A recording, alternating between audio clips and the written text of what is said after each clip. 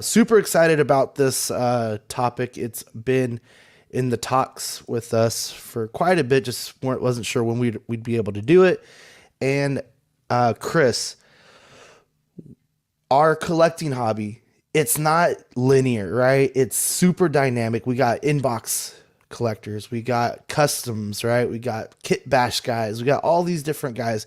And I think the most appealing one, at least to me, is photography. And we know you dabble pretty well into that. So what do you got? Yeah, well, it's a way to sort of stay engaged if you're not when you're not buying stuff too, because you can you sort of it's a use case for some of the silly things that we buy that we probably shouldn't sometimes.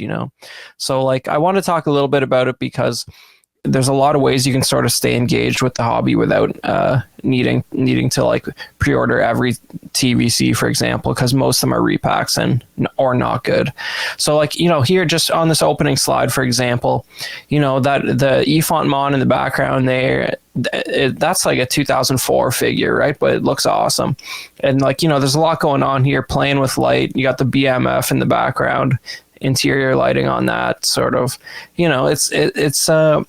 It's we're going to get into a little bit, but you don't need like big diorama stuff that's in scale with your figures to really sort of cheat a shot. And I want to get into that a little bit too. Like at the end of the day, the figure is the focus, and you sort of just fill in the gaps around that subject, really. Yeah. So the first thing that I think people make a big rookie mistake with when taking pictures of figures is you got to realize that you're looking at a real small object and you want to make it look imposing and like of a good size. And if you're dealing with something that's, 3 3/4 or 6 inches tall, you got to get that camera lower. Otherwise, it looks like you just took the picture from where your hands naturally were when you were standing in front of something. You got to think about the angle, and it makes a big difference. It makes it look less like a toy and more intelligently composed, because when people take pictures of other real human beings, they're around the same height. You know what I mean? Like, it's just in the realm of possibility. You film close-ups of people talking around eye level, so it just makes sense to sort of place that camera in a position that's relatively logical, as if that were a full-size person.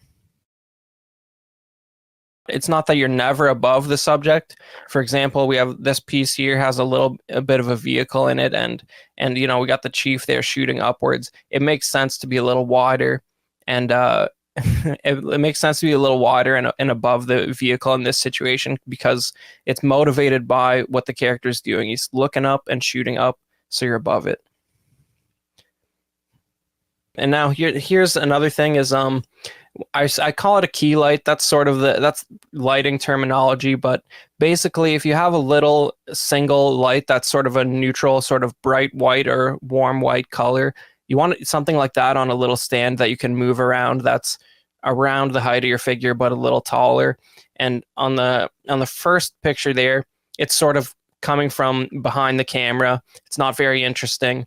On the second picture there, I've moved the light off to the left, and you're sort of hitting the face at a steeper angle. And a way I like to think about it, and I do the same thing when I light interviews of real human beings.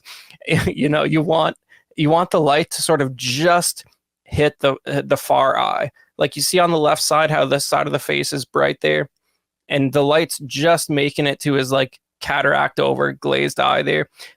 I feel like that's where you almost always want to put your key light, so it's just barely hitting that second eye, so you have the little spark in the eye, but it's still dynamic, and you're sort of playing with light and shadow on the face.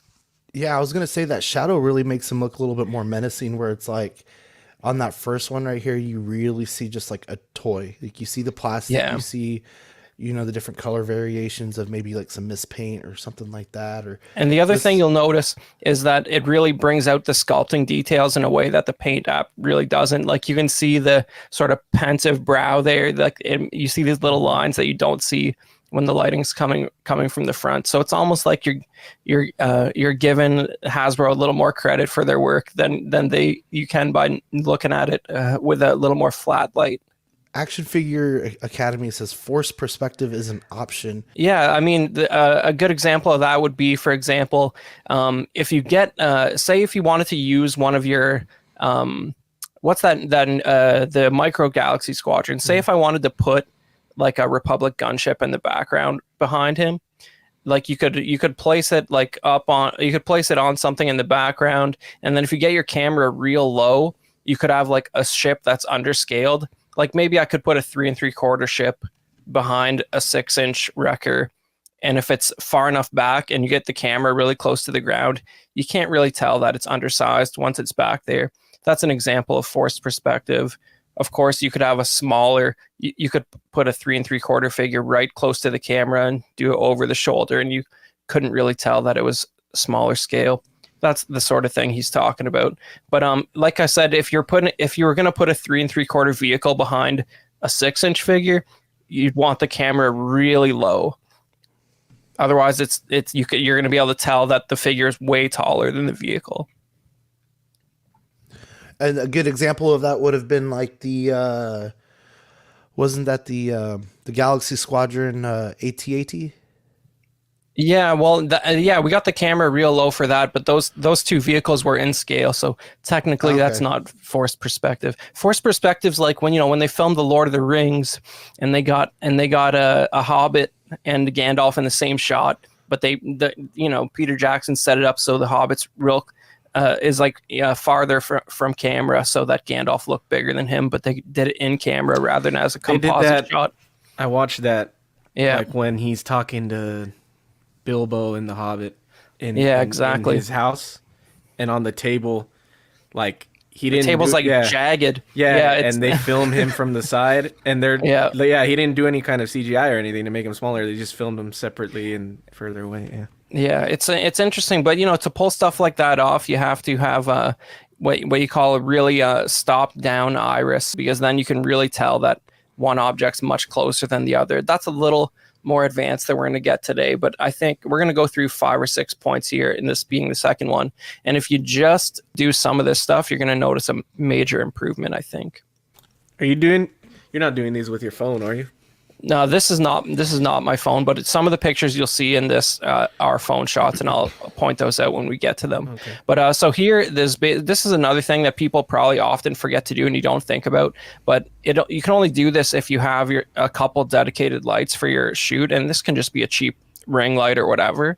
But you kill those overhead lights in the room because they're just messing up the ratio here. So we moved our little key light. We have a little ring light close to him on the side, and that's what we just moved. And now we're turning off the room lights, because those overhead lights in your room, who knows what color they are, and it's unintentional, and it's not part of what you're trying to do here. It's just ambient light that's in the room that you don't need. So when I do this, the room is pretty much blacked out except for the two or three lights I'm putting on the sort of diorama space. And sometimes the overhead or like the room lighting comes off warmer on the camera than it actually is, or like at least it is to my eye in person, Right? So we're employing a second light here, and so we turned off the room light. It looks a little dark, but then we got a backlight on there. It sort of rim lights the thing, and you get a little bit of shape, and you see how it highlights the backpack and the back of the head there. It just makes it a little more dynamic, and you sort of see the piece a little better. But but this is literally just a light you want it a little higher than the figure, and it's counterintuitive if you don't do a lot of lighting, because like you're literally aiming it at the back of the piece away from where the camera is, but you get that sort of rim light effect that really it makes the shape pop, and you see the silhouette a lot better. And here I like that. It's an RGB light, so I turned it blue. Now, there's a lot of reasons why you could play with the color of any of these lights, but I normally only change the color of the backlight because it's not affecting the color of the skin tone on the character, and you're seeing the correct natural color of the armor or whatever. So but with the backlight, you can sort of use that to sort of blend it into a desired environment and make it look like it's a little more in place with the universe or whatever the location the character is supposed to be. In this case, there's no location; it's just black back there, but it just gives it a little bit of color, especially when you have a gray figure on a black backdrop. You know, Eddie, I've noticed in several of your pictures lately, within the last like few months, you really like to use the different color lights, and I know you typically just use your desk space right there, but like, what's your thought behind all of this? I'll take all the tips I can get, and I know Chris is really good at taking pictures and photography and stuff, so I'm really learning, but that's why I was asking him about the phone thing, because I don't have a nice camera. I do everything on my iPhone 11. So I'm trying to learn how to, make the best out of what I got, because I hear a lot the camera isn't necessarily that important. You could do a lot on your phone that could still do really good pictures. So that's why I'm more interested in what I can do on my phone. And then, the only reason I do it on my desk is because I have the Govee lights set up around my desk. And that's really all the RGB lights that I have, because I need to get just portable little lights. Like, I know there's a ton of different options you could get on Amazon. I haven't picked those up yet. So whenever I want one with color in it, I'll take a picture right here on my desk. Or if I take like the hot toy pictures that I've been taking lately are in my I kind of use my garage shelf as a light box kind of thing, because it kind of works that way, and I try to take my pictures that way. But I need to get an actual light box. Yeah, well, if you and that shot I just had up there, it's actually just like a desk lamp that I have a RGB bulb in, so it's just a little taller than the figure there, so it gets over the top of the head. So I was gonna save this question towards the end, but Chris, if you were to make a list of supplies, just for very basic, like intro level photo photography, and still end up with a really great picture, what would you suggest?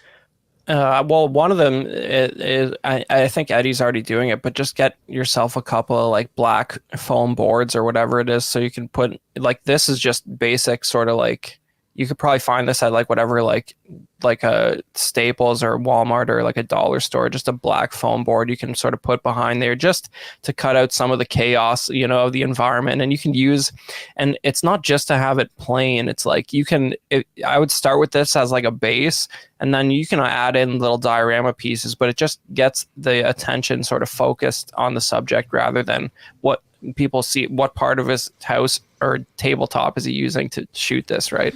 That's probably a better idea, because the light box, even a cheap one, is like $40 on Amazon, and it, like, if you want it for Hot Toys, you got to spend more because you need a bigger box, right? Usually like 22 inches or so is like the bigger ones, but like those boards in that shot are like 30 by 20 inches, and they're like a couple bucks. Yeah, and then you could, if I got them right, I could probably even attach them with magnets or something, so they, whenever you wanted to put them in like a box shape, I could do that. So I might just do that then. You don't even need the sides, really, because you got to place your lights somewhere. Yeah, that's true too. It's a good idea. And as far as like lighting goes, then what would you suggest? Well, I mean, like, if you're into like streaming and stuff, you probably already have some like ring lights or something, but you don't need to go expensive on that. Exactly. Like, I'm sure you can get something like that on Amazon for like really cheap. Of course, you got to be careful. You don't want to go too cheap, because that just falls apart. But yeah, I mean, that's it. The foam board's nice because it holds together, and you don't need to tape it up on the wall or anything. You just lean it there, and it keeps its shape, and it's not flopping all over the place. But yeah, it's and oh yeah, so we're on number 5 here. When I was talking about changing the color of the backlight, here's a good example where it's like motivated by the item rather than the environment. Like, we turn that backlight orange, so it looks like the light that's hitting the back of her is coming from the saber, basically. And you pick the color based on something that's happening with the piece, as you can see here. And by the way, Eddie, you're talking about shooting Hot Toys. Like, that's just 2 of those foam boards, and that thing's pretty big, and it's reaching behind all that, and you have some vertical space there. So you can get a lot of coverage for like $5 of material. You got those at... What did you say, at Home Depot? That was like, I think it was a Walmart or something like that. It was just like from like a craft section. I don't know why the hell I never think of that. Like, so easy. Yeah, I'm gonna do that. I'll probably end up doing that like tomorrow or I mean, this weekend. it takes up a lot of space, but you know, you don't need 'Cause- to leave it set up all the time. Every time I want to use my top, I use the top shelf on my garage shelf, and every time I want to do it, I have to take all the figures out that are on the top shelf, and then take the pin and then put everything back, and I can't really.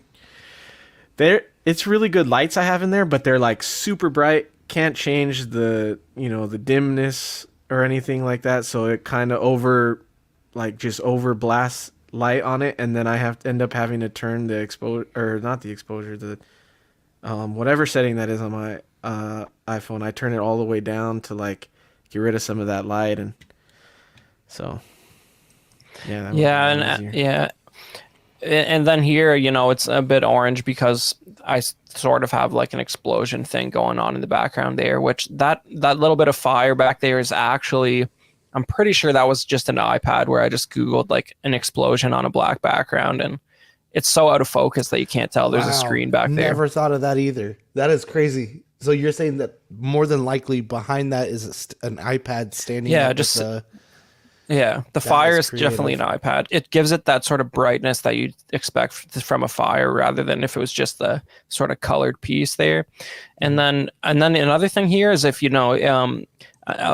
if you just like, this is just a glass desktop here, but like you get that sort of mirrored effect that if you don't have a cool diorama, it's a glass top with the black backdrop there is always good, because it just looks like a shiny sort of polished like metal or something. It could be a lot of different things, especially if you have a sort of a sci-fi theme like this. It doesn't look out of place. So you could get like a small mirror as well, would do a similar thing. All right, so here's Jar Jar running from a probe droid. This is a phone picture. This is like an old iPhone, but I cut them out. So basically, this was the reason I put it in here is because it still has a sort of rim light backlight there, like you can see on Jar Jar's head. But if your scene is supposed to be just sort of outside in the middle of the day, you want both to be the sort of same sort of neutral white color of light. You don't want anything funky going on, because it just doesn't feel right, doesn't make sense. Like, we want to just look like he's outside, right? So it's sort of a bit of soft sunlight there, and this is actually real daylight on the back of them there, because these both have stands, and I just stuck them outside. And then what I ended up doing was cutting out everything in Photoshop and putting the background in there, and then just giving it a little bit of motion blur in Photoshop. But the base photo was just a cell phone snap from like an iPhone 11 or something. That's sick. Yeah, and then we're just finishing off this shot of Wrecker here, and I put Tech in the background, and I sort of angled him so his eyes would just be glowing, and he looks crazy back there. And I moved Wrecker's arm up a little bit because it was a little too low to have Tech kneel in there. It was in front of his face, so this is just padding it out a little bit. He's real out of focus, but it just sort of fills out the shot, and it's a subject matter relevant to the primary focus there. And then I also put a little vignette on it, which is just, you get a little bit of a black circle around the edges, and that just sort of draws the attention towards the center compared to right before we did that. So like you see up in the top corner on the left, my blue backlight's bleeding into the corner black a little bit on the one over to the other side, and the vignette sort of just calms that light leak down. There's a little bit of a lens flare going on there, so it just brings your attention where it's supposed to be, and makes it a little cleaner back there. The lens flare, are you talking about his goggles, or? Yeah, I'm curious about his goggles. How did you say that was done? It's a reflective paint, and I just turned them until that was sort of peak brightness towards the camera. Okay. Yeah, and there's where we started to where we finished with that one example there. And I hate to say I threw that together pretty quick, but I think it illustrates most of the key points. And I might have, I got a few shots later that we can talk about, just some applying some larger techniques. But I like to think the way we're sort of approaching here is like accessible, and you can apply that without. I didn't want to list any specific gear, obviously, because it doesn't really matter. It's all about light position, stuff like that. And so just going back to that checklist, your phone, work with what you got, find a decent light, Walmart, hobby shops. Walmart has like these $5 puck lights that comes with like, I think they're like $5, and it comes with like 5 lights, and they're powered by double or AAA batteries. I got these lights on Amazon. They're spotlights that change color. These are a little more expensive. I think these are $20 for a 4-pack. So I got those. But yeah, if like you go on but even Amazon, you could find any of those lights for cheap. Yep. For that sort of key light that we were talking about, even just a regular ring light like the one Eddie was showing, like you just want that sort of normal cool white for your key light. And the benefit of a ring light that you don't have with those little puck spotlights is just the size of the source is bigger. So like it's it's the light sort of wraps around the figure, and you don't get that sort of soft lighting when you have a tiny source that's like one LED. So like that's the whole purpose of the ring light anyway. It's lighting you from like a wider angle than if it was like a single small source like a flashlight, and it's a little softer effect there. It's good. And then I guess the last thing would be y'all were talking about foam board, and Eddie, you and Sam Gist were talking about you could possibly even find it at a Dollar Tree. I wouldn't be surprised. We don't have that one here, I don't think, but yeah, so in the Canada. That's a real easy, simple way to jump into this part of the hobby. I think I don't know. For me, I feel like that's the next step. Is I have pretty close to what I want for several of my displays, and now it's time to have fun with it. Not that I haven't been having fun, but just kind of push it a little bit further. We did, or I should say, Chris did post a thing on Ox on Auxiliary.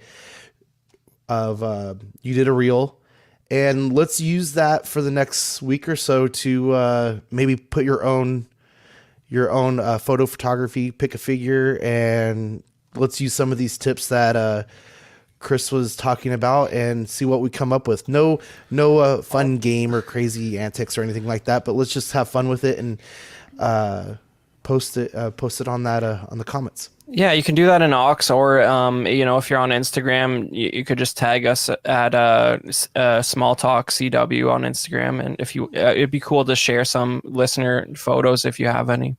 I'll do that this weekend, and I'll Saturday, because Sunday I'm gonna be busy. So either tomorrow or Saturday, I'll go see if I can find some of those boards, because it would be really fun. I just got the accessory pack for the Mark 50.